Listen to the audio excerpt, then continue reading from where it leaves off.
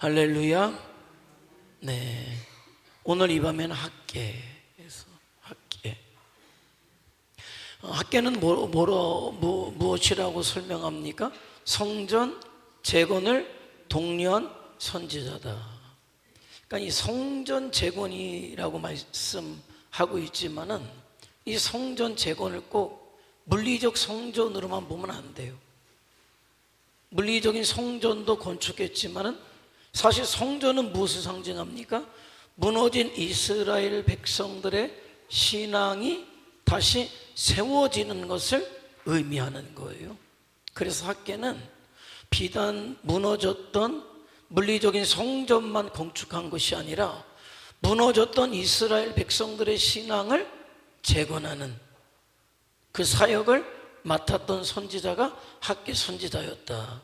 자, 부제로 또 뭘 이야기하냐면 16년의 영적 침체기를 돌파한 4개월의 사역과 재건의 청사진을 보여줬다. 그러니까 이스라엘 백성들이 돌아와서 성전을 지으려고 시작은 했으나 이런저런 이유들로 인해서 16년간 멈췄었다. 그때 하나님께서 누구를 세우셨다? 학계를 세우셔서 멈춘 성전 재건을 이루게 하셨다.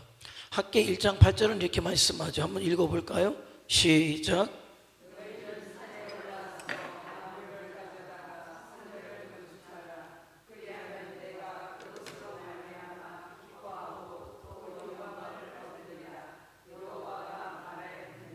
네. 자, 제사장 가문의 남은 자였다. 오늘 새벽에도 남은 자에 대해서 말씀을 드렸습니다만은, 자, 남은 자가 어떤 자냐? 하나님의 말씀에 반응한 자.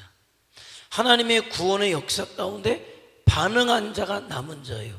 몇 명이냐가 아니라 하나님의 말씀에 그가 반응했느냐. 반응한 자들이 남은 자다. 이름의 뜻은 축제, 즐거움. 지금 하나님의 마음이 아프시잖아요. 이스라엘 백성들이 무너졌고 하나님을 제사하던 솔로몬 성전도 무너졌어요. 그래서 학계를 통해서 무너진 마음의 믿음의 성전도 일으키고 또 무너졌던 솔로몬 성전도 다시 똑같지는 않아도 하나님 앞에 제사할 수 있는 성전이 세워짐으로 하나님이 기쁨을 얻기를 원하셨다. 그 기쁨을 드리는 자가 학계이고, 그렇게 무너졌던 이스라엘 백성들의 믿음이 세워질 때 기쁘겠죠. 학계 선지자도 기쁘겠죠. 그래서 사실은 우리 교회의 표들을 붙여놓은 건 그냥 붙여놓은 게 아니라 굉장히 핵심적인 것들을 붙여놨어요. 자, 우리는 그래서 하나님께 기쁨이 돼야 돼요. 저와 여러분의 삶이 기쁨이 돼야 된다. 하나님 앞에 기쁨이 되기 위해서는 하나님의 뜻을 살아갈 때 기쁨이 되지, 절대 내 마음대로 내 생각대로 내 육신대로 살아서는 기쁨 되지 못해요. 하나님께 기쁨 되고, 그리고 똑같잖아요. 하나님의 뜻을 따라서 하나님의 사랑이 증거되고 하나님의 축복이 흘러갈 때 내가 만나는 모든 사람들이 어떻게 해요? 기쁘겠죠. 축복되겠죠. 그런 삶을 사는 내가 자다가도 웃음이 나올걸요? 기뻐서 감사해서. 그거죠. 그러니까 우리가 믿음으로 산다는 건 하나님께도 기쁨 되고 많은 사람들에게 기쁨이 될 뿐만 아니라 축복이 되고 내 스스로도 정말 기쁨과 감사가 흘러넘치는 그런 일들이 되어지는 것이죠. 그러니까 학계라는 이름의 뜻은 바로 기쁨, 즐거움, 하나님께, 사람들에게, 스스로에게 그렇게 기쁨이 된다.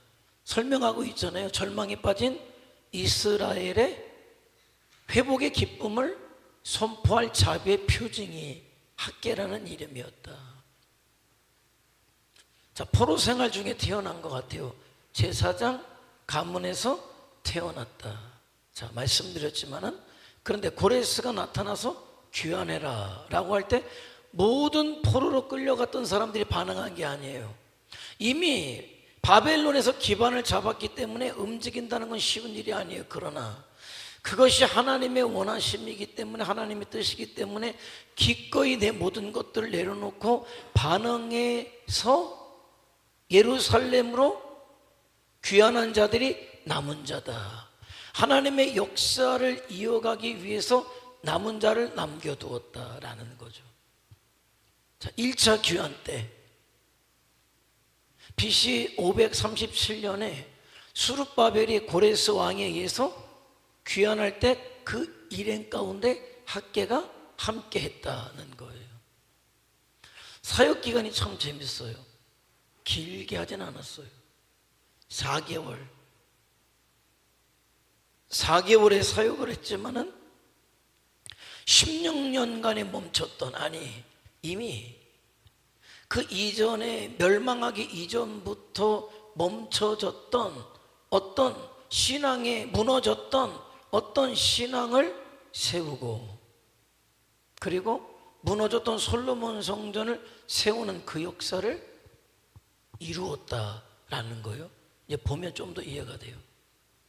자, 첫 시작이 어떻게 됩니까? BC 539년부터 538년에 고레스 왕이 바벨론을 함락하게 되죠. 바사가 일어나서 하루아침에, 하룻밤에 바벨론을 무너뜨리고, 이 고레스라는 왕이 그렇게 될 것이다라는 건 하나님의 예언 속에 이미 예언되어 있던 거예요. 이름까지도. 그런데 이 고레스라는 왕이 그런 생각을 할 수 있었던 거는 하나님의 은혜다, 성령의 감동하심이다, 이런 생각을 해요. 왜?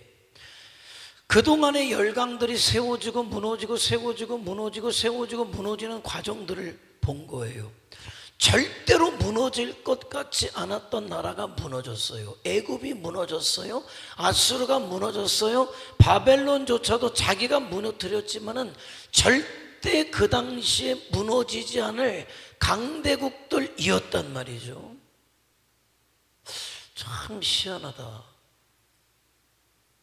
어떻게 이렇게 열강들이 세워지고 무너지고 세워지고 무너지고 할까라는 것을 보았어요. 그런데 그러면서 또 한 가지의 공통점을 발견하는데, 그 열강들과 늘 관계에 있었던 나라 한 나라가 있는데, 정말 비교도 할 수 없이 작은 나라가 하나 있었는데 그게 이스라엘이었다. 그런데 이스라엘하고 관계된 나라들마다, 이스라엘을 핍박하고 압제했던 나라들마다 그 무너질 것 같지 않았던 나라들이 무너졌다는 사실을 발견하게 된 거예요. 참 희한하다. 그러면서 바사가 세워지면서 그가 가장 먼저 했던 건 뭐냐? 너희는 너희 나라로 돌아가서 하나님의 성전도 짓고 하나님을 섬기는 백성이 되어라. 이건 쉽지가 않죠. 그때 당시에 이스라엘 백성들은 노예 아닙니까? 노예들이야 많으면 많을수록 좋은 거지, 그 노예들을 그냥 묻지도 따지지도 않고 해방시켜 보낸다는 건 이건 있을 수 없는 일이죠. 그것이 하나님의 계획이었고 하나님의 은혜였다는 거예요. 그래서 돌아오자마자 537년에 1차 귀환했던 사람들이 했던 일이 있어요. 뭡니까? 말 그대로 하나님의 성전을 짓는 것이었어요. 자, 그런데 이스라엘이 예루살렘에 멸망하면서 누가 좋았어요? 주변에 있는 나라들이 좋았어요. 주인 없는 땅에 들어와서 내가 주인 임내 행세하고 살았던 사람들이 있었단 말이에요. 특별히 사마리아 지역에 그런 사람들이 있었단 말이죠. 그런데 어느 날 이스라엘 백성들이 들어와서 다시 하나님의 나라를 이루겠다고, 하나님의 성전을 짓겠다고 하니까 시기가 일어나서 그것을 방해하기 시작한 거예요. 그래서 바사에다가 어떤 편지를 보냈냐면, 이들이 바사의 황제를 반역하고 자기들만의 나라를 세우려고 합니다라고 그렇게 거짓된 보고를 올리게 되고 방해하기 시작되죠. 그 사이에 고레스 왕은 죽게 되고, 그러면서 성전 공사가 중단이 된 거예요. 왜냐하면은 들어와서 뭐 나라의 어떤 뭐 국가적인 기틀도 잡을 힘도 없지만은 하룻밤 사이에 쳐들어와서 자기들을 죽인다고 하면은 다 전멸도 당할 수 있는 어떤 그런 상황임을 그들이 알았단 말이죠.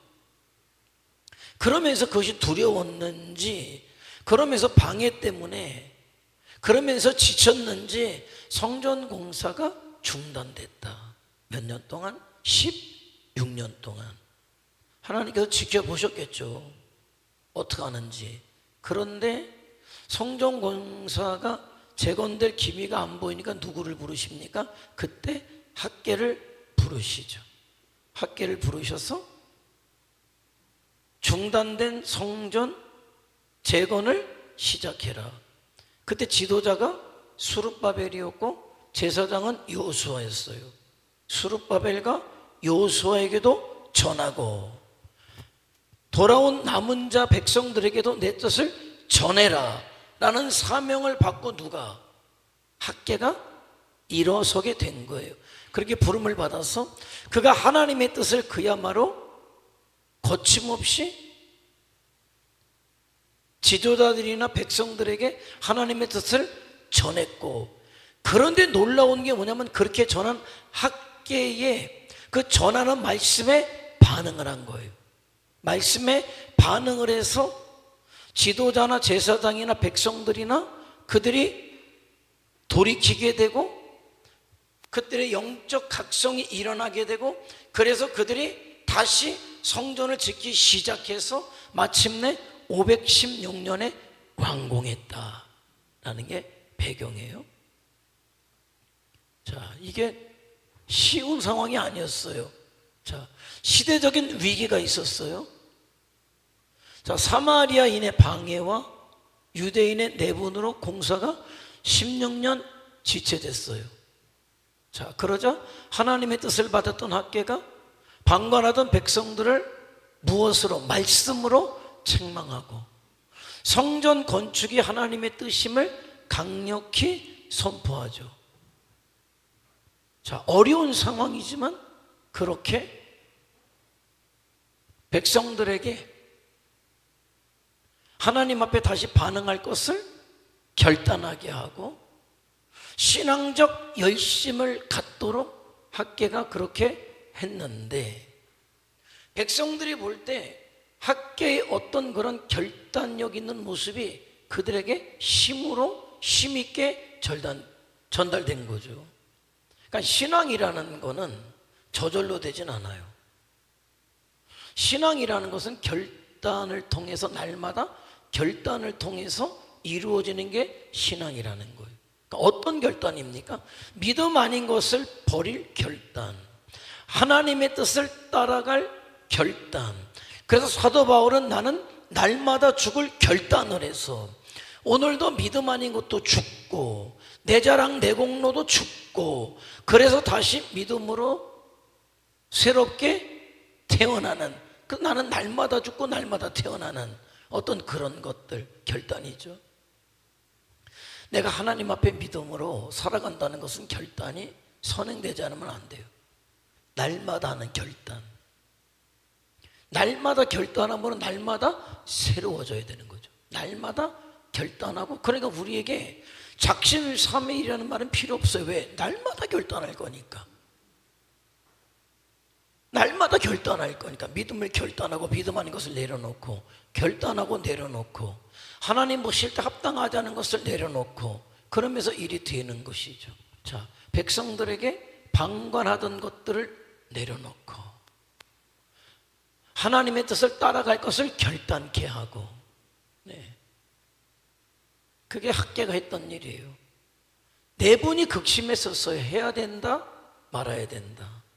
이렇게 방해가 있는 거를 보니까 아직 때는 아닌 것 같다 라고 할 때, 그런 사람들에게 뭡니까? 하나님의 말씀을 전하게 되죠. 그런데 이런 것 같아요. 그러니까 학개의 어떤 삶이, 그가 전하는 하나님의 말씀이 백성들로 하여금 움직이게 하고 믿어지게 했다는 거예요. 그러기 위해서는 어떤 모습이 있었을까? 학계의 모습이 좀 일관적인 모습이 있지 않았겠느냐는 거죠. 이랬다 저랬다가 아니라 하나님의 말씀 앞에 일관된 모습을. 그러니까 처음에 이야기할 때는 안 듣더라고요. 처음에 이야기할 때는. 그런데 2년, 5년, 10년 똑같은 얘기를 하니까 그 얘기가 어느 순간에 쑥 들어가는 거죠. 그러니까 하나님 앞에 일관된 모습이 굉장히 중요해요.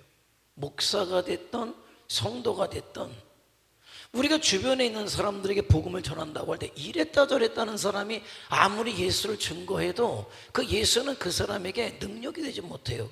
우리 주님이 능력이 없어서가 아니라 전하는 내가 능력이 없기 때문에, 신용이 없기 때문에. 제가 여기서 설교를 하지만 오늘은 이 얘기 내일은 저 얘기하면 여러분이 아니 목사님 뭐 맨날 뭐 설교할 때마다 저렇게 딴소리 하는데 뭐 그게 먹히겠습니까? 그런데 적어도 목사님은 이때나 저때나 우리에게 주시는 말씀은 똑같아. 그게 하나님의 말씀이야가 여러분에게 전달이 되고 여러분의 마음을 움직이게 한다고 저는 그렇게 믿고, 학계의 삶이 그랬다라는 거죠. 학계의 삶이 그러했다. 수르바벨 성전이 얼마나 초라했습니까? 솔로몬 성전에 비하니까. 그러니까 솔로몬 성전의 영광을 보았던 사람들은 땅을 치는 거죠. 그것을 들었던 자녀들도 우리가 고작 해낼 수 있는 게 이것인가. 그러나 그렇게 실망하는 이스라엘 백성들에게 학계는 이렇게 얘기해요. 아니, 외형적인 것보다 하나님이 보시는 건 중심을 보신다. 지금 우리가 지은 것이 육신적인 눈으로 볼 때 초라할지는 모르지만은 이곳에서 제사할 때 누가 임하셔요? 하나님이 임재하시고 우리의 예배를 통해서 하나님께서 영광 받으심을 그가 이야기했다는 것이죠. 그러니까 늘 어떤 위기가 다가왔을 때 위기를 돌파하시는 힘은 뭐냐? 신앙적 결단이고 신앙적 열심이고 흔들리지 않는 그런 성실함이고 미래의 소망을 갖고 나갈 때 그 어떤 위기도 그것을 돌파해서 나갈 수 있는 힘이 거기에 있다는 거예요. 저와 여러분에게 우리 교회 속에 어떤 문제가 생겼을 때 동일해요. 동일합니다. 날마다 믿음으로 설 결단, 내가 내 앞에 다가온 문제를 믿음으로 돌파해 나갈 결단, 도망가는 게 아니라 믿음으로 돌파해 나갈 결단을 갖는 거예요. 그런데 뭐예요? 날마다 결단하면서 가는 거예요. 성실하게 흔들림 없이 나가는 거예요. 하나님을 합력하여 선을 이루시고 지금 이 어려움을 통해서 나에게 선을 이루어주실 분임을 믿기 때문에 가는 거예요. 그럴 때 어느 순간에 그의 앞에 드리워져 있었던 문제가 해결되는 거죠. 돌파하고 나갈 수 있게 되는 거죠. 돌파한다는 의미는 만만하다는 얘기가 아니에요. 만만치 않은 것들이 내 앞에 가로막혀 있을 때 만만치 않은 것을 깨고 나가는 게 돌파 아닙니까? 그 돌파할 힘이 어디에 있느냐? 신앙의 결단에서 나와요. 신앙적 열심에서 나와요. 그리고 뭡니까? 성실함에서 나오는 거죠. 그리고 하나님을 바라볼 때 16년이 멈춰 있었다. 여러분, 이게 보통 일은 아닌 거죠. 그런데 그런 상황 속에서 학계가 일어나서 성전을 건축하게 했다면 그에게 어떤 힘이 있었겠느냐? 바로 하나님 앞에 순종하고 하나님의 뜻이 이루어져야 하고 그것을 전해야 되겠다는 결단력이 있는 거죠. 멈춤 없는 신앙의 열심이 그에게 있었던 거예요. 그러니까 결단력이 있다. 하나님 앞에 결단하고 멈춤 없이 열심으로 나가는 사람은 무엇인가를 이루어도 이루어요. 중단 없이 성실하게 하나님을 바라보며 나가는 사람은 지지 않아요. 그는 반드시 넘어선다. 문제를 돌파하고 나갈 수 있는 자가 되어진다는 것이죠. 하나님께서 학계를 부르셨어요. 자, 학계는 어떤 역할을 했냐면 하나님과 지도자와의 관계를 이어주고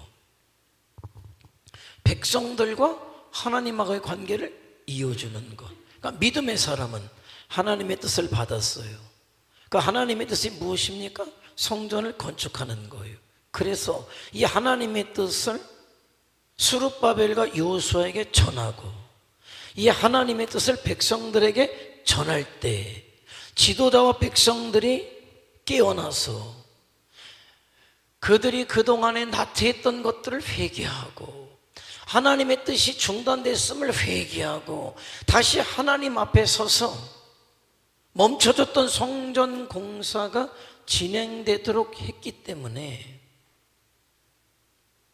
지도자들로 하여금 하나님 앞에 기쁨이 되게 했고 백성들로 하여금 하나님 앞에 기쁨이 되도록 했던 사람이 선지자 학개였다는 것이죠. 그 역할을 감당했던 사람이었다. 네. 그러니까 이거는 단순하게 건물만이 지어지는 것이 아니라 무너졌던 이스라엘 백성들의 신앙도 세워지게 되는 것이고 마침내 그들이 실망했을 때 이것은 외형적 문제가 아니라 크게 문제가 아니라 이곳에 누가 임재하신다? 하나님이 임재하심을 상징하는 거라는 이야기를 해주죠. 그러면서 마침내 이렇게 세워진 성전처럼 누가 오신다? 예수 그리스도가 친히 성전 대신 예수 그리스도가 오실 것을 학개가 백성들에게 증거하게 되죠. 그러니까 이건 단순히 건물의 문제가 아니에요. 믿음이 세워지고 예수 그리스도의 오심을 준비하는. 근데 이게 세워져야 가능한 거예요. 무너져서는 절대로 되지 않는 부분이죠. 자, 이런 부분이에요. 학개가 하나님 앞에 부름받았을 때가 몇 살일까요? 70에서 80세에 부름을 받았을 것으로 추정해요. 자, 그렇다면 인간적으로 볼 때는 좀 더 젊은 사람들이, 힘 있는 사람들이 하나님 앞에 부름받으면 더 능력 있게 할 것 같지만은 절대적으로 하나님의 시선은 거기에 있지는 않았다는 거죠. 하나님의 시선이 어디에 있습니까? 외형에 있었던 것이 아니라 하나님의 시선이 중심에 있었던 거예요. 그러니까 하나님께서 사람을 부르실 때 그가 인간적으로 얼마만큼의 능력을 가지고 있느냐, 그것을 보는 게 아니에요. 그가 얼마만한 재능을 가지고 있느냐, 그것을 보는 것도 아니에요. 그가 얼마만큼 육체적 전성기를 가지고 있느냐, 그것도 하나님의 보심은 아니다. 하나님이 보시는 건 뭐예요? 그가 얼마나 진실하냐, 그가 얼마나 하나님의 음성을 듣고 있느냐, 그가 얼마나 하나님께 충성되었느냐를 하나님은 보신다는 거예요. 다윗을 선택할 때도 그것 아닙니까? 그의 잘난 형들이 다 지나갔잖아요. 이새가 볼 때 말제 아들이었던 다윗은 그 앞에 갖다 붙일 이유도 없다고 생각했지만은 하나님은 뭐라고 얘기하십니까? 사람은 그렇게 외모를 보지 나는 뭘 본다? 중심을 본다는 거예요. 얼마만큼 내가 하나님의 음성을 듣고 있느냐, 얼마만큼 순종할 준비가 되어 있느냐, 얼마만큼 하나님 앞에 충성하고 있느냐를 하나님이 보신다는 거예요. 근데 사람은 자꾸 외형을 갖다 붙이지. 저 사람이 능력이 얼마 있는지, 돈이 얼마 있는지, 얼마나 배웠는지, 재능이 얼마나 많은지. 아니요, 절대 그렇지 않아요. 저는 그래서 믿음 없는 프로페셔널보다는 교회는 말이에요, 믿음 없는 아마추어가 더 100배 1000배 낫죠. 하나님이 쓰시는 게 그렇기 때문에. 왜? 자기 잘난 프로페셔널한 사람을 갖다 붙여놓으면 반드시 문제가 오니까, 교회가 반드시 어려움이 오니까. 왜? 자기를 드러내고 싶으니까. 그런데 알아요, 내가 실력 없는데, 내가 재능이 없는데, 내가 능력이 없는데, 내가 물질이 없는데 그런 나를 하나님이 쓰신다고 할 때 이 사람은 하나님밖에 자랑할 게 없는 사람이에요. 오직 하나님밖에 자랑할 게 없는 사람이란 말이죠. 하나님은 그렇게 영광받기를 원하시는 분이다라는 거예요. 하나님이 사람을 지으실 때 사람을 통해서 영광받기를 원하시기 때문에 그러셨다는 거죠. 그런 사람이 얼마나 하나님의 능력을 사모하겠어요? 그 나이에 부름받은 학교의 심정을 여러분 헤아려 보세요. 얼마나 두려웠을까요? 16년 동안 수많은 방해가 있었고 16년 중단된 하나님의 성전을 지어야 한다는 게 얼마나 큰 두려움이었을까요? 그것도 주저앉아 있었던 지가 벌써 몇 년입니까? 10수년이 지난, 이미 굳어질 대로 굳어진 지도자들과 백성들에게 내가 어떻게 보면 인간적으로 볼 때 별심 없어 보이는 노인이 된 내가 이 말을 전한다고 저 사람들이 들을까? 그런 생각이 들었겠어요? 안 들었겠어요? 들었겠지. 들어서 뭐 했겠어요? 학계가 그런 두려움이 드니까 뭐 했겠어요? 뭐 했겠어요? 뭐 했겠어요? 생각해봐요. 뭐 했겠어요? 그 학계가 뭐 하긴 그렇대. 어떤 영화를 보니까 어느 시골에 웰컴 투 동막골을 보니까 시골에 국군 탈영병과 인민군도 뭐 그런 사람들이 갔는데 그 마을이 쫙 돌아가요. 다 늙은 할아버지가 촌장님인데 동네 사람들이 일사불란하게 움직여요. 그러니까 인민군 장교가 너무 궁금했던 것 같아요. 그러니까 어느 정도 친해지니까 이렇게 물어요. 어르신, 이 동네 사람들이 어르신이 뭐 소리 한 번 지르지도 않고 조용조용 말씀하시는데 이 동네 사람들이 어떻게 이렇게 어르신의 말을 잘 들을 수 있는 그 영도력은 도대체 어디서 나오는 겁니까? 이렇게 물어요. 그 영도력이 어디서 나오는 겁니까? 그러니까 그 할아버지 촌장님이 가만히 있다가 뭘 많이 먹여야 되겠지? 네, 뭘 많이 먹여야 되겠지? 먹여주니까 말 잘 듣는다는 얘기지. 네, 다 이유가 있어요. 먹여줬으니까 말 잘 들었겠지. 자, 그런 두려움이 있었다. 두려움이 있었다. 내 나이가 80인데 내 나이가 80인데 두려움이 있었겠죠. 그런데 굳어질 대로 굳어진 사람들에게 하나님의 뜻을 전하고 중단된 성전 건축의 역사를 진행해야 되는데 학계의 마음이 굉장히 두려웠을 거다. 뭘 했겠어요? 기도했겠지. 뭘 했겠어요?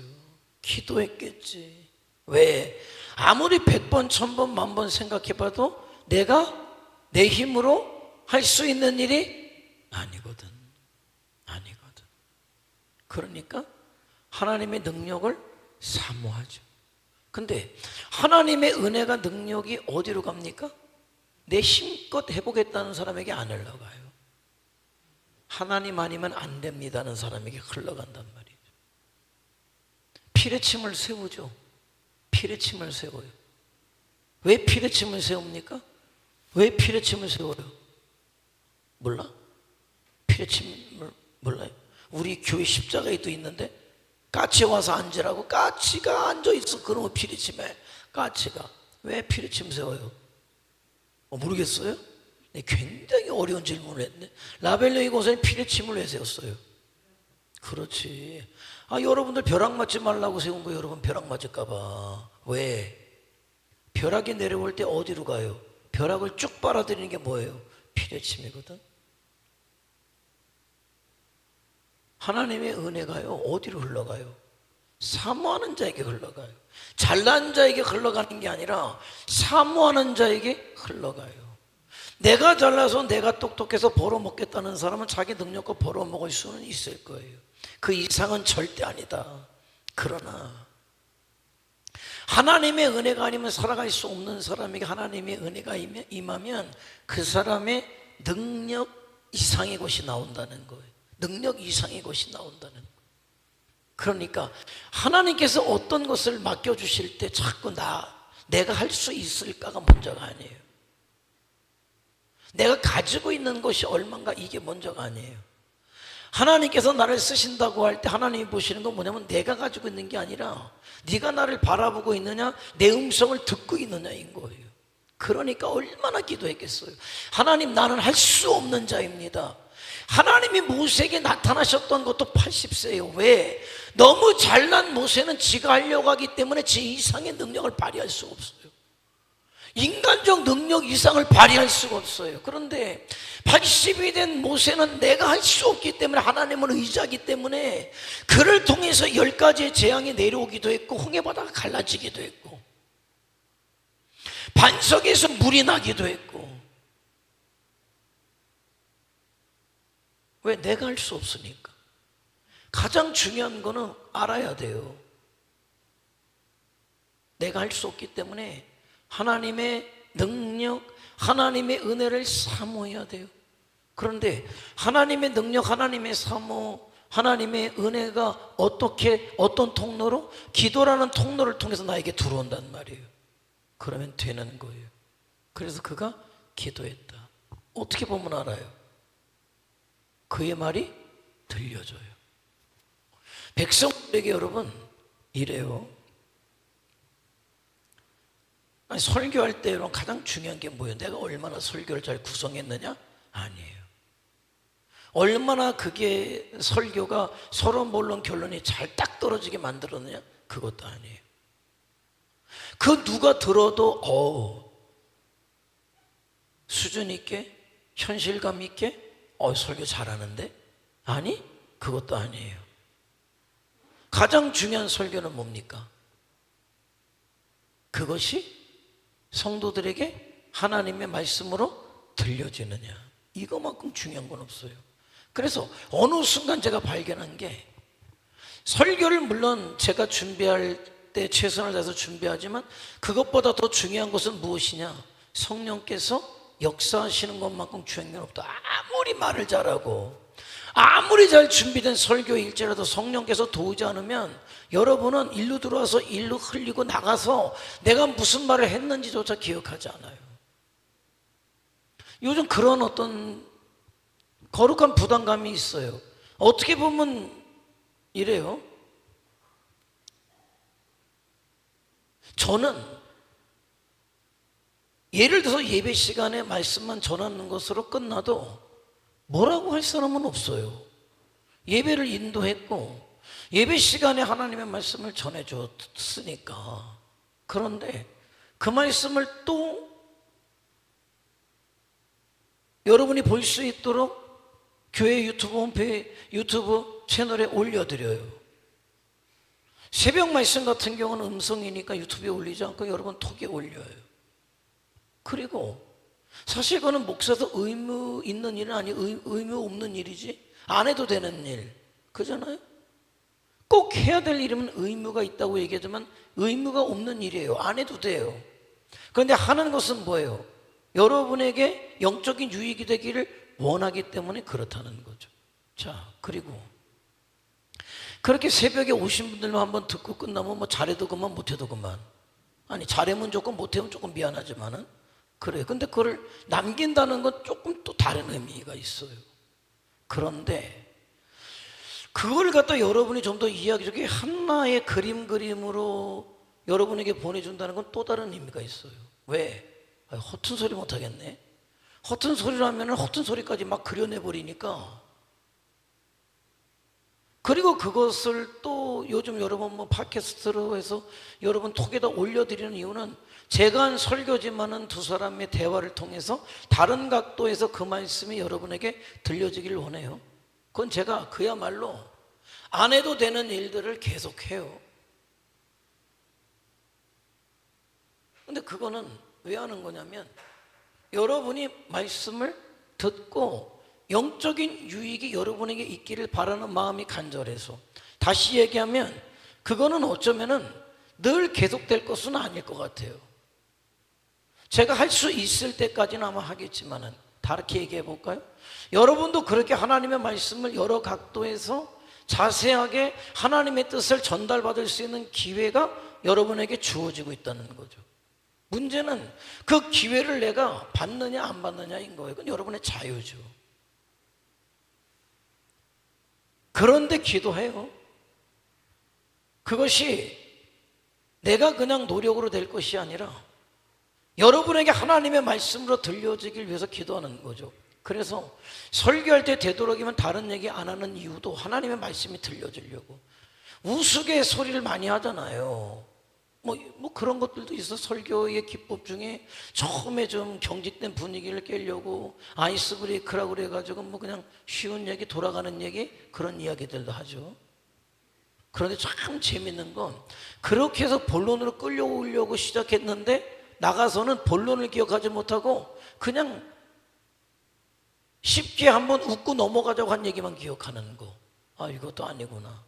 그래서 그냥 뭐 경직됐다 어쨌다 뭐 이런 얘기를 할지 몰라도 본론으로 들어가서 본론으로 끝내야 되겠다. 그냥 제 생각은 그거예요. 본론이 뭐예요? 하나님의 말씀이고 본론으로 끝낸다는 것도 하나님의 말씀으로 끝내야 되겠다. 그래야 제가 10가지를 얘기해도 그 중에 한 가지라도 기억하지. 뭐 나는 여러분이 다 기억하길 바라지만은 어디 그렇습니까? 그러지 못해요. 그러나 한 가지라도 기억했으면 좋겠다는 그런 마음이 있어서, 물론 만들어질 때에 지금 이게 파워포인트예요. 그냥 넘기면 되는 거예요. 그냥 그 만들어진 걸 그냥 보내주면 쉽지만은 그렇게 안 해요. 왜? 어떤 프로그램으로 이걸 열 거냐고 물어보면 이 중에 반은 못 열어봐. 내가 봐서 반은 여러분을 무시하는 건 아니지만 반은 못 열어봐. 왜? 파워포인트 PPT를 열 프로그램을 지정을 해야 되는데 어떤 놈이 열어주는 건지를 알아야지. 그러니까 제가 그냥 작으면 11장, 많으면 14장인 거 사진으로 일일이 저장해가지고 사진으로 보내드리는 거는 사진은 그냥 보이니까, 그것도 이름을 순서대로 정해서 순서대로 들어가지. 중구난방하면 뒤죽박죽 되면 안 되니까 1번부터 번호를 넣어서 하는 거는 그런 거죠. 그러면서 기도해요. 말씀이 여러분에게 보여지고 들려지기를. 그래서 뭡니까? 하나님의 뜻대로 살아가는 걸, 그거예요.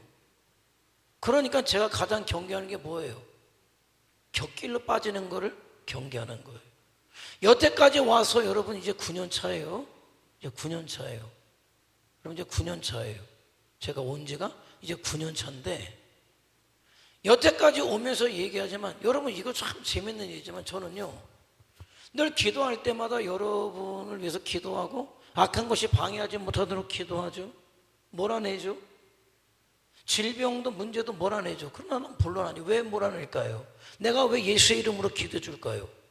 여러분이 마땅히 살아갈 남은 자로서, 이 시대 남은 자로서 살아가야 될 사명에 지장받지 말라고 기도해 주는 거지. 절대적으로 예수님이 오셔서 나병 환자를 고쳤고 맹인을 고쳤고 오병이어 칠병이어의 기적을 이루었지만은 얘기하지 말아라. 불쌍해서 눈을 뜨게 해줬지 너 얘기하지 말아라. 우리 같으면 온 동네방네 다니면서 떠들어야 될 텐데 왜 주님은 왜 얘기하지 말라고 그러시지? 왕을 삼겠다고 당신이면 됩니다라고 왔는데 왜 주님은 피해서 도망가셨지? 오해하니까. 왜? 눈이나 뜨게 해주고 중풍병이나 고쳐주고 나병이나 고쳐주고 먹을 거나 주는 분으로 오해할까봐. 우리 주님 오신 이유가 뭐예요? 영혼을 구령하러 오셨는데 사람의 본성이라는 건 말이죠, 먹는데 입는데 그리고 건강하게 사는데 관심이 있어요. 육적인 관심이에요. 여러분이 건강하지 말라는 게 아니에요. 부자로 살지 말라는 이유도 아니에요. 뭐를 잃어버릴까 봐? 사명을 잃어버릴까 봐 그런 거예요. 사명을. 지금 학계를 통해서 하나님께서 세우신다고 하잖아요. 이제 그 다음 보면 돼. 자, 불렀어요. 지금 뭡니까? 제목이 뭐라고 나와요? 판벽한 집과 하나님의 집. 성전은 짓다 말고 뭘 번들하게 전놨다? 자기들 집은 번들하게 전놨다. 자, 그럼 보자고요. 하나님께서 그러면 난데없이 고레스라는 왕을 세워서 너희들 가서 뭐라고 얘기했어요? 가장 먼저 뭐래라? 귀환해서 예루살렘에 가서 무너진 뭐를 먼저 쳐라? 하나님의 성전을 짓고 너희 하나님을 뭐해라? 예배해라. 분명히 하나님의 뜻이 누구를 통해서, 고레스 왕을 통해서 전달이 됐고, 그래도 남은 자라는 사람이 말씀에 반응한다는 사람들이 일어나서 와서 한 게 뭐예요? 성전을 짓다가 어려우니까 중단해버리고 뭘 졌다? 자기 집을 짓는데 열심히 했다. 그래서 힘들다는 거예요. 여러분, 내 집이 없을 때 성전 짓자고 해서 오자마자 짓는 거 쉬워요. 그런데 내 집이 번뜩번뜩하게 세워지고 옆집이 더 잘 세워지고 그 옆집이 더 잘 세워지면 내 집 세우는데 정신 팔지. 내가 또 그런 질문하는 거예요. 여러분, 어떤 분이 그런 얘기를 하더라고요. 가게를 하나 내게 됐대요. 근데 가게를 내는데 얼마가 있어야 되면 5억이 있어야 된대요. 그런데 문제는 뭐예요? 5억이 없는 게 문제예요. 얼마가 있냐고 물어보니까 2억이 있대요. 얼마가 모자라요? 얼마가 모자라요? 3억이 모자라요. 그러면 가게를 열겠어요? 못 열겠어요? 못 열어. 열겠어요?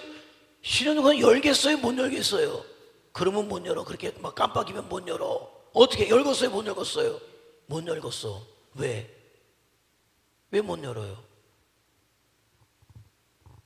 박순자 권사님 왜 못 열어요? 돈이 없어서. 그죠? 돈이 없어서. 경희집사 열겠어? 못 열겠어? 못 열어. 왜? 왜? 돈이 없어서. 그런데 열었어. 근데 열었어. 어떻게 열었을까요? 3억을 구해왔어. 3억을 구해왔어. 어떻게 구해왔을까요? 집문서 잡히고 뭐 잡히고 가지고 그걸 뭘 내왔어? 대출을 내왔어. 가게를 열었어. 대단하다. 혼자 얼마를 해결했어요? 혼자 얼마를 해결했어요? 3억을 해결했어요. 혼자. 자, 우리 성도가 지금 오늘 수학까지 나왔는데 수학까지 따지면 몇 명 될까? 한 60명 될까? 60명으로 치자고요? 60명 된다. 여러분, 이번에 비가 와가지고 비 올 때마다 사택도 새고 이쪽은 그나마 좀 안 세게 막았지만은 바람이 불면은 글쎄 사택 블라인드가 출렁출렁 되고, 여러분 이번에 아무래도 맞아 둘러야 되겠습니다. 근데 물어보니까 1억이면 된다고 합니다. 하겠어요? 못 하겠어요? 6명이 하겠어요? 못 하겠어요? 얼마 낼 건데? 나는 못 내지만 다른 사람이 1억 내겠으니까. 아니 그렇게 하지 말고 내가 낼 걸 얘기해야지. 내가 한 1,000만 원 낼 테니까 누구 어떻게 9천만 원 만들겠죠 할 것 같습니다. 이래야 믿지. 나는 내지도 않으면서 할 것 같아요. 누군가 낼 거니까. 못 내. 어려워. 아마 굉장히 피곤할 것 같아요. 왜? 한 사람이 3억 만들지만은 60명이 1억 못 만들어요, 여러분. 만들기 쉽지 않아요. 이거 우리가 얼마나 잘 쓰고 있습니까? 나는 우리 교회 온중에 잘한 것 중에 또 하나 꼽으라면 나 이거 한 거예요. 얼마 했습니까? 현찰로 1,700만 원. 누가 돈 냈나 모르겠네. 이거 할 때 돈 낸 사람. 돈 낸 사람이요. 안 냈지. 왜? 재정에서 했으니까. 그죠? 누가 다는 아닌데 누가 몇십만 원을 나중에 내긴 냈는데, 내 기억을 누가 이거를 내긴 냈어. 한 분인가? 몇십만 원을 낸 것 같아요. 그런데 1,700만 원에 그냥 했어요. 교회에서 재정으로 했어. 잘한 거지. 난 잘했다고 생각해. 왜? 그러니까는 우리가 뭐든지 해. 그런데 여러분 17명만 100만 원씩 합시다 했으면 아직도 못했어. 나는 여러분을 무시하는 게 아니에요. 난 여러분을 무시하지 않아. 여러분 무시하지 않아. 몇 명은 했을 거야. 몇 명은 했을 거야. 하지만 17명? 100만 원씩? 난 쉽지 않다고 봐요. 쉽지 않다고 봐요. 근데 여러분 그거 아세요? 하나님의 일은요, 할 만해서 하는 건 없어요. 여유가 있기 때문에 하는 건 없어요. 시간이 나면, 돈이 남으면 하는 건 없어요. 왜? 하나님의 일은 시간이 남기 때문에, 돈이 남기 때문에, 여건이 되기 때문에 하는 게 아니라 하나님의 일은 가장 먼저이기 때문에 해야 되는 거예요. 그게 우선순위란 말이에요. 하나님이 그런 얘기를 하죠. 학계 얘기. 야, 왜 성전을 짓다 말았냐? 빨리 가서 지라고 해라. 너희들이 아무리 많이 심어도 거둘 게 없을 거다. 왜? 하나님은 아셔요. 하나님보다 먼저 세워지는 니네 삶은 내가 축복하지 않는다는 거예요. 그래서 말씀드리지만은 미국이 이렇게 세계 초강대국으로 그렇게 될 수 있었던 건요, 그들이 청교도들이 가장 먼저 가서 한 게 뭔지 아십니까? 똑같아요. 원리는 교회를 먼저 지었죠. 그 다음에 학교를 지었죠. 그 다음에 자기 집을 지었죠. 그리고 그들이 하나님의 축복을 받을 수밖에 없는 것 말씀을 드렸지만, 그들 지폐를 보라니까요. 지폐 속에 정확히 써 있어요. 인, 갓, 위, 트러스트라고 써 있어요. 우리는 하나님을 믿는다고 돈에다가 찍어둔 나라는 미국밖에 없어요. 미국밖에. 물론 난 미국도 어떤 복음적 사명 때문에 그렇게 했고, 미국의 영향력 때문에 우리가 온 거지만은, 사명을 잃어버리면 또 하나님께서 열강들이 내려진 것처럼 내려지겠지만은 그런 거예요. 똑같아요. 우리도 개인적 삶에 오면은 말이죠, 저와 여러분의 삶이 중요해요. 난 절대 중요하지 않다는 건 아니에요. 그러나 하나님보다 우선될 수 없다는 것을 알라. 하나님보다 우선될 수 있어요. 그런데 하나님보다 우선되는 일을 하나님은 축복하시지 않는다고 학개서에 말씀하고 있으니까. 그러니까 너희는 먼저 산에 가서 나무를 가져다가 하나님의 절을 건축해라. 그러면 축복할 것이다 라는 거예요. 하나님의 관계가, 여러분, 하나님의 축복이 무엇입니까? 하나님과의 관계가 먼저 회복이 돼야 하나님의 축복이 임해요. 하나님과의 관계가 회복되는 것을 학계가 정확히 보여주는데, 먼저는 무엇입니까? 하나님의 성전이 건축되어서 하나님 앞에 뭘 해라? 예배해라, 제사해라. 그리고 너희가 하나님의 성전을 짓지만은 그와 동일하게 무엇이 세워져야 된다? 너희의 믿음이 세워져야 된다는 것이죠. 아니, 그것을 위해서 하나님이 남겨둔 자들이에요. 근데 그런 자들이 와가지고 어느 순간에 또 와가지고 성전 건축은 관심 없고 내 집 짓는 데만 관심이 있었다는 거예요. 나는 그런데 너무 고마운 건 뭐냐, 학계가 일어나서 하나님 앞에 기도하고 전했기 때문에 하나님께서 학계에 그 전하는 말에 능력을 주셨기 때문에 성도들의 그 굳어진 마음이 깨졌다고 나는 그렇게 믿어요. 그들이 반응했다는 거예요. 하나님의 말씀에 반응했다는 거예요. 여러분, 가장 중요한 게 뭐냐, 이 시대 저와 여러분의 가장 중요한 거는 그 하나님의 뜻에 반응하는 것만큼 중요한 게 없어요. 그 하나님의 말씀에 반응하면은 살아요. 하나님께서 역사하신단 말이죠. 자, 그럼 이들이 한 게 뭐예요? 하나님의 전을 세우는 것, 하나님께 예배로 세웠다는 거예요. 하나님의 관계를. 그리고 뭡니까? 무너진 믿음이 세워지면서 성도로서 그들이 살아갔다는 거죠. 나는 이 시대 저와 여러분이 그거라는 거예요. 이 시대 저와 여러분은 남은 자로 서야 된다. 어떻게 보면 우리가 물리적으로 500명, 1000명 이루는 게 사실은 안 될 수 있어요. 안 될 수 있어요. 저는 그렇게 생각해요. 안 될 수도 있다.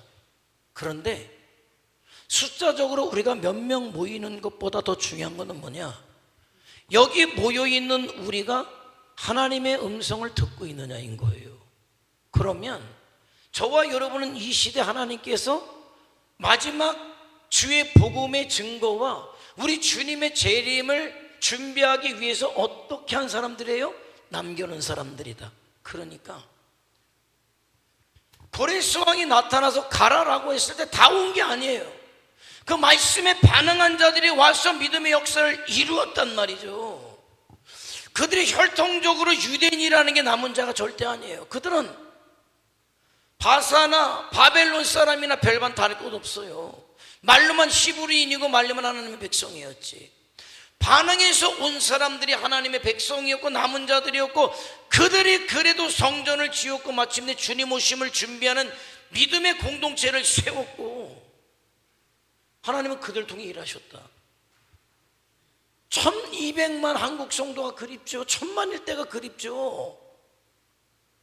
지금은 뭐 교회 모이는 사람도 없고 예전 같지 않고, 여러분 그렇게 생각할 수 있지만 아니요. 지금은 어떤 시대예요? 지금은 기절하는 시대예요. 알맹이니 쭉정이니 다 모아놓고 한 창고 가득 찼다고 좋아하는 시대가 아니라, 지금은 우리 주님께서 그 창고에 가득 찼던 것들을 꺼내가지고 어떡합니까? 기질해요. 기질해서 어떡합니까? 쭉정이들 껍데기들은 어떻게 나갑니까? 어디로 가요?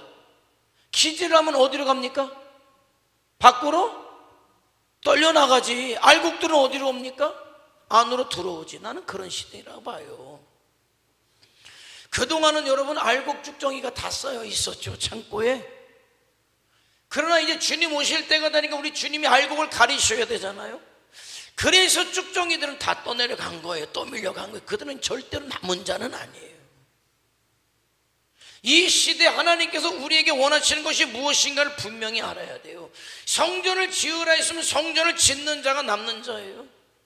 오늘 보내준 그림 중에 두 기둥, 남은 자가 세워가야 될 두 기둥이 무엇입니까? 한 기둥에는 예배자로 써 있을걸요.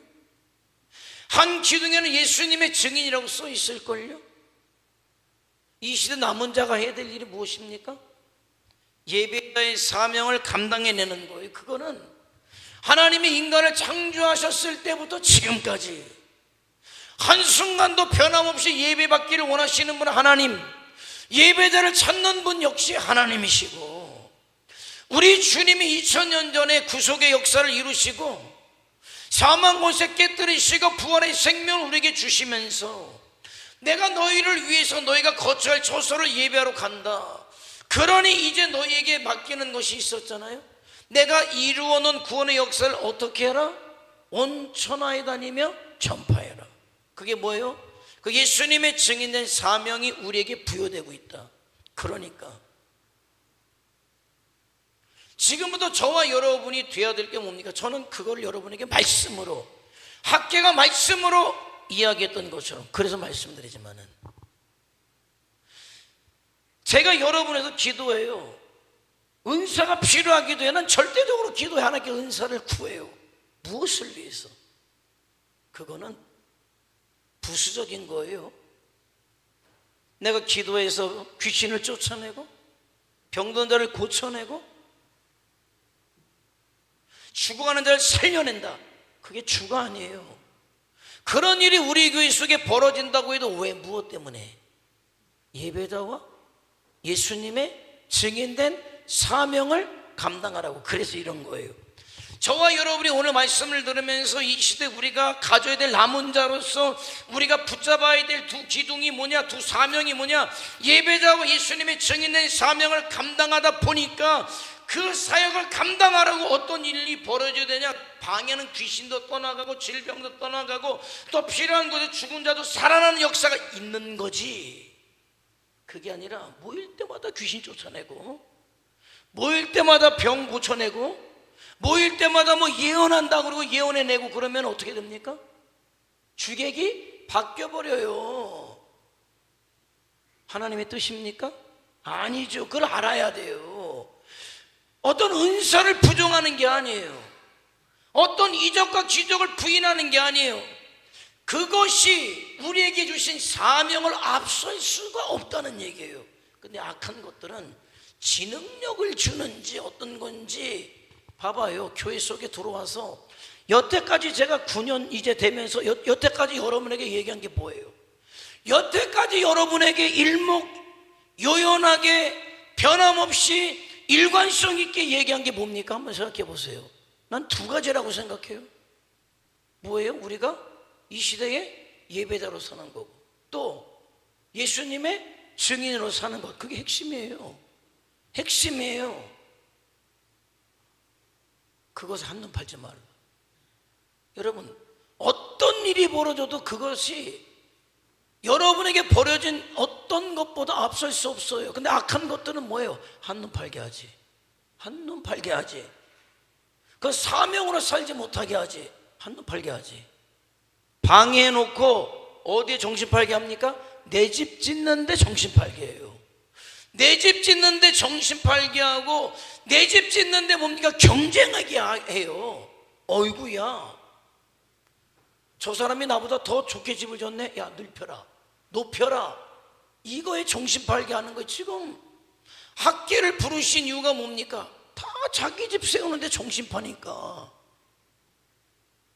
그렇게 집 짓다 죽는 거예요.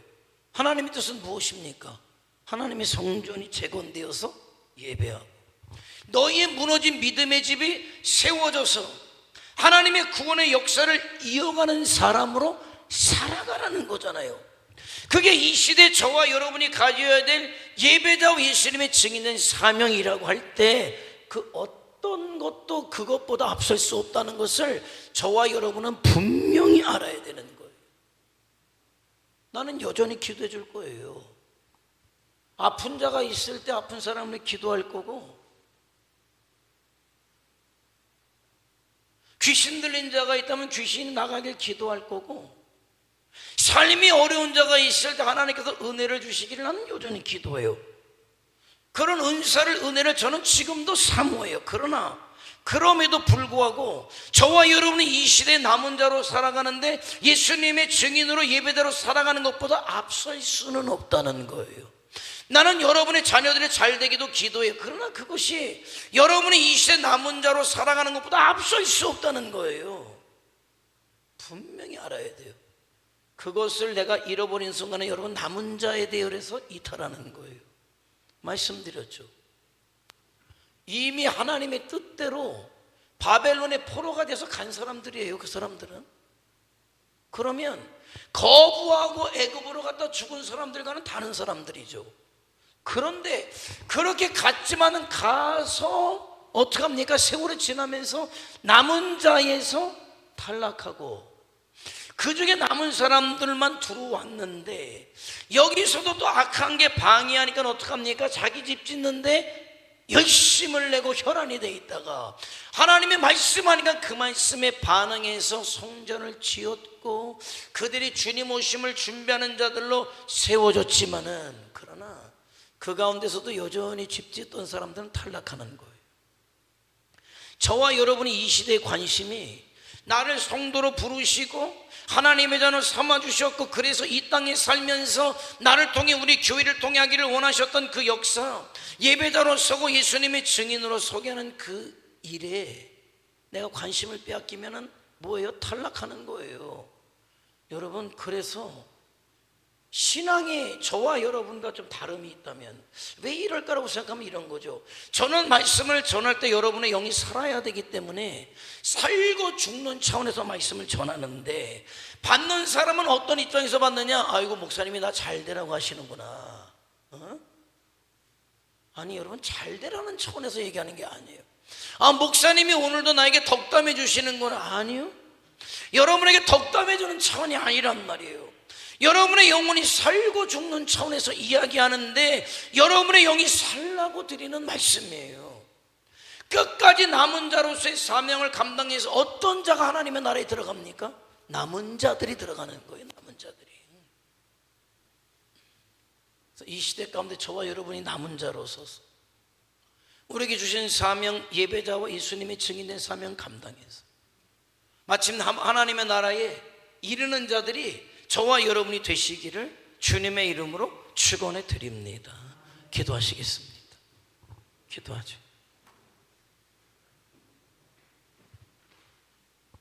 하나님은 아담과 하와가 타락하고 에덴 동산에서 쫓겨난 이후부터 계속해서 하나님은 구원의 역사를 이어오셨어요. 그런데 그 구원의 역사는 한순간도 끊이지 않았어요.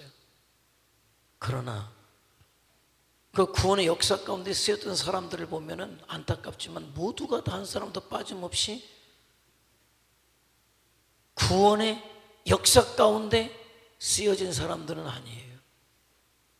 그 중에는 이런 이유 때문에 저런 이유 때문에 이탈하죠. 이탈해요. 이름 없이 그냥 사라져간 자들, 심지어 그렇게 바벨론에 가서 하나님이 귀환하라 하심에도 불구하고 돌아오지 않고 세상의 안락함에 젖어서 탈락한 자들이 있어. 나는 이 시대에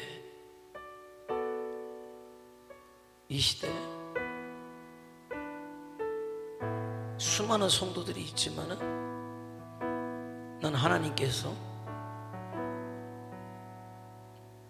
끝까지 남은 자의 사명을 주시는 자들이 있다고 봐요. 나는 제가 되길 원하고 여러분이 되길 원해요. 하나님, 성도로 부르심에 남은 자로서 내가 어떤 삶을 살아가야 되는지를 분명히 말씀을 통해 학계가 말씀을 전했을 때 백성들이 반응하며 살았던 것처럼 오늘 말씀을 통해 내가 주님 오실 때까지 내 생명 다할 때까지 예배자와 예수님의 증인으로 살 것이 작정되고 기필코 그 삶을 통해서 하나님의 뜻을 이루어드리는 성도와 교회가 저희들 우리 천진교회가 되게 하옵소서. 성령으로 역사하옵소서. 다같이 주여 한번 부르며 통성으로 기도합니다. 주여, 전능하신 아버지 하나님 주님 감사합니다. 전능하신 아버지 하나님 주님 감사합니다. 저희를 이 시대 성도로 부르시고 이 시대 가운데 아버지